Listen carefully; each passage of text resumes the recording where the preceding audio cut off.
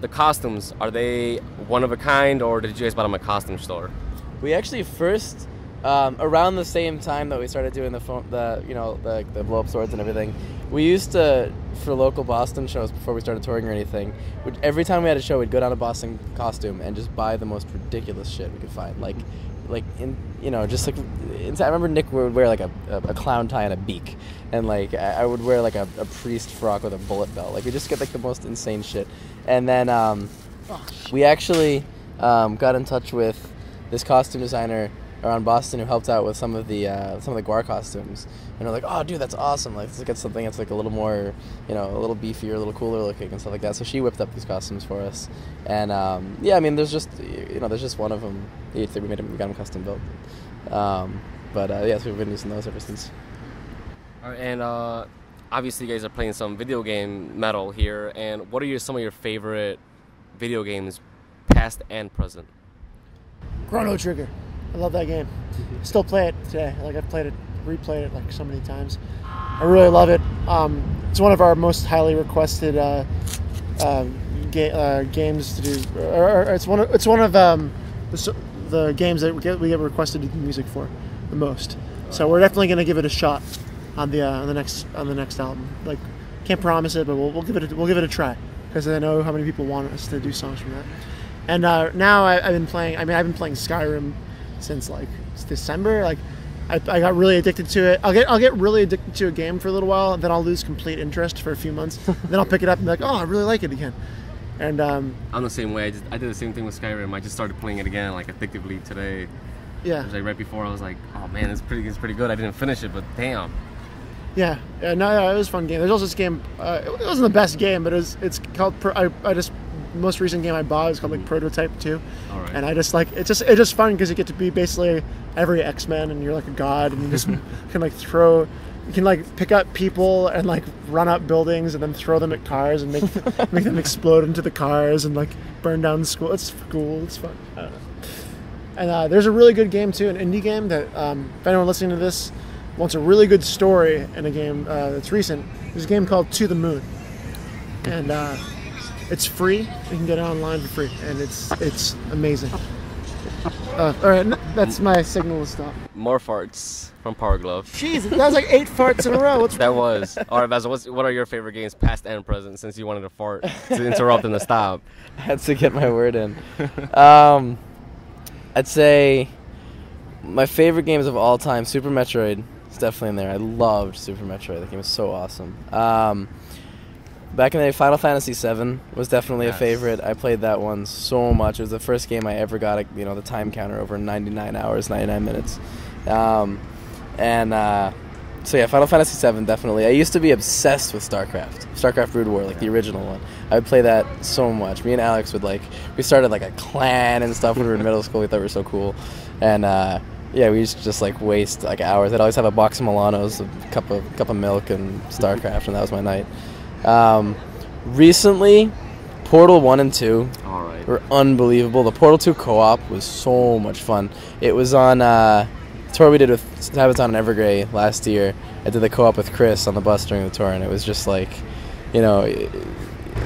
didn't even matter how the day went as long as we got to play our Portal. At the end of the day, we were happy, and it was so much fun.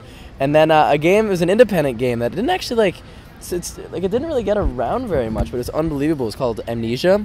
Have you heard of Amnesia? Oh, yes, I have. It was so awesome. It was kind of creepy. I would only play it at night if I was stoned. If it was all the lights off, no one could be home. That's the one where you have to. It has to be exactly. It has to be after yeah. midnight, and I'd crank the speakers up all the way, and it was kind of terrifying. I mean, that game was fucking awesome. I had so much fun with Amnesia. So that's definitely one of the best recent ones. I feel like.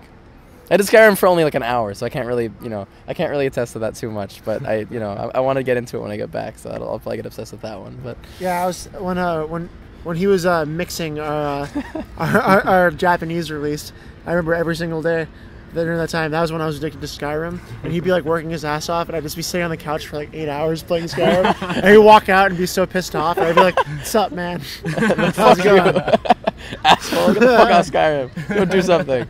Make me a pie. I played bass. I'm done. Yeah. All right, so you guys have a song, Pokemon. What is your favorite Pokemon? Favorite Pokemon? I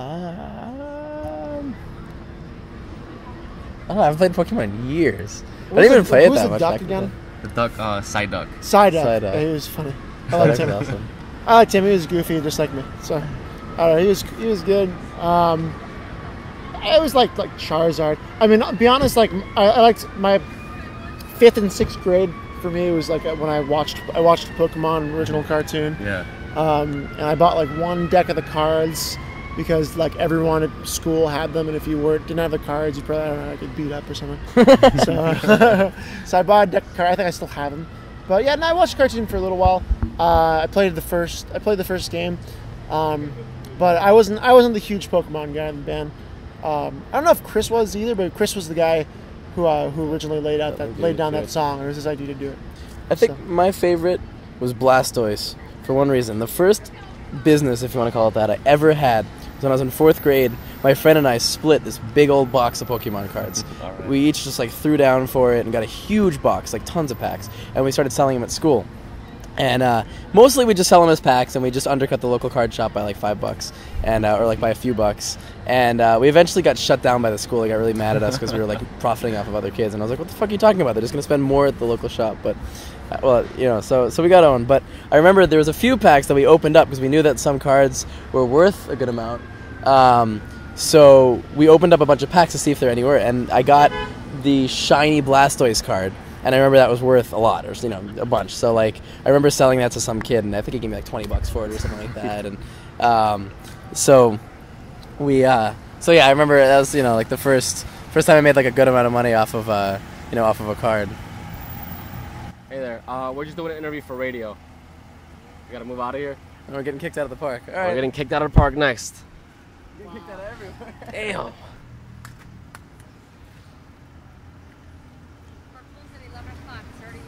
Oh, is it really? Yeah. What's going on? Apparently the park closed at 11, so we've been here for like over, so. Sorry about that. Want to grab the ice? Yeah, we'll just walk around So yeah, Blastoise made me money, so I like Blastoise. Alright, well, my favorite was Charizard, so we're walking right now, so high five to Nick for saying Charizard.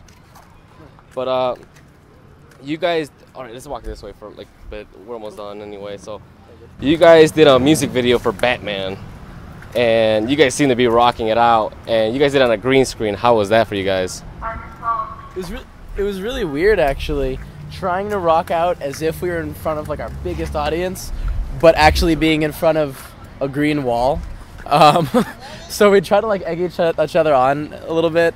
We actually did some shots. I don't even think made it into the final cut, but we did some shots from the back, so we could make like spinning shots and things. So we'd actually be facing a green wall. So instead of having an audience in front of you to give you energy to rock out to, you had a wall in your face, and we'd be trying to rock out to that. And it was like, this is really, really weird.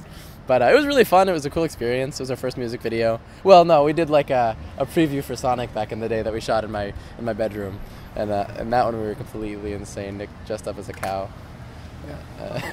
Played the tambourine. It was funny. It was cool to work with David Brodsky too, because he's done like so many metal videos, like so many. I remember watching all of them, and we'd always joke around like being like, oh, maybe we should go with a different director. It's like, no, we're gonna be working with Brodsky. It's like just what we're like, I don't know. And then first video, Dave Brodsky, and he was a fun director to work with too. He's like, I see why he's at the top. He knows how to make good videos for a budget, which most metal bands are on. So. And did you guys create your own backgrounds for that video, or did somebody else do it for you guys? Chris did a lot of the animation and the backgrounds. Chris did and all the sprites. animation, Oh, he did? actually, yeah. He went to town on it. That was his project of spending way too many hours in the room. But yeah, he made all the backgrounds. He actually built a small little video game that he would play with the music on, and then just record the screen, do screen capture and record for a bunch of the scenes and everything. And he built all the sprites. And yeah, we all had like these moves, and we during the so he made them out of like hundreds of pictures, and we all took turns kind of like doing all these like punches and attacks, so he could use them for the video. So. And all right, so that video came out feeling very old school, but new school at the same time because you guys just pretty much remade the whole Batman song and all that. But when it comes to writing new albums or composing the music for some certain songs, how do you guys go on and work with that? We actually have a really strange and but kind of fun writing process. It's very, like different from how we did back in the day with like other bands where we get in like jam and stuff. We actually, most of the song, we use this program called Guitar Pro, which is basically just a MIDI creation software, and we'll write out if someone gets an idea for a song, we'll write out our ideas and take the original theme and mess with it and put in different riffs and stuff like that. And then when you're done with it, we'll just send it to everyone else and literally just email it to everyone. And then if anyone else has any ideas, they'll throw it into the file, and we'll just keep on doing this until finally we have something that we feel like is ready, is album ready. And then when we get in the studio, we'll write even more stuff. Usually we kind of split off a bit, and Nick and I will work together and kind of produce each other for the drums and the bass, and then Alex and Chris will do the same thing with the guitars. And we'll all get together. It's not like it's completely separate, but for most of the process it's like that. And then we'll send things back and forth and be someone will come over and be like, oh, check out, what do you think of this thing? So there's actually a lot of writing ends up happening in the studio when we're actually recording too, which is actually a lot of fun. All right, and so there's obviously legal issues behind all the songs you guys do. How does that go on about? Clear all of our songs with the publishers and everything, and it takes forever, and it's a huge pain in the balls, basically. It's the most non-metal thing in the entire world. You don't want to hear about it. It's really boring. It's not interesting. It's very boring. It's just a pain in the balls, basically. You just basically got a pain in the balls. And are you guys currently working on anything new for another album other than the Japanese release you just did? Yeah, we're actually, when we get back from this tour, we're going to be going full steam ahead on a new video game album, so that's the plan for when we get back. Are that something just pure video games, or is it a mixture of video games and movies? It's hard to say. If we get some ideas for something different, we might throw in. Generally the theme is we're going to go back to video games, since our last release here was mainly cartoon movie themes, or pretty much all cartoon and movie themes. We wanted to go back and do a video game based release. It doesn't mean it'll be 100%. If we decide to this movie theme's awesome, or this cartoon or something like that, we could throw something in. But it's hard to never really know before we get there. All right. Well, Powerglove fans, just look forward in the future within the next 2 years. All right, 2 years.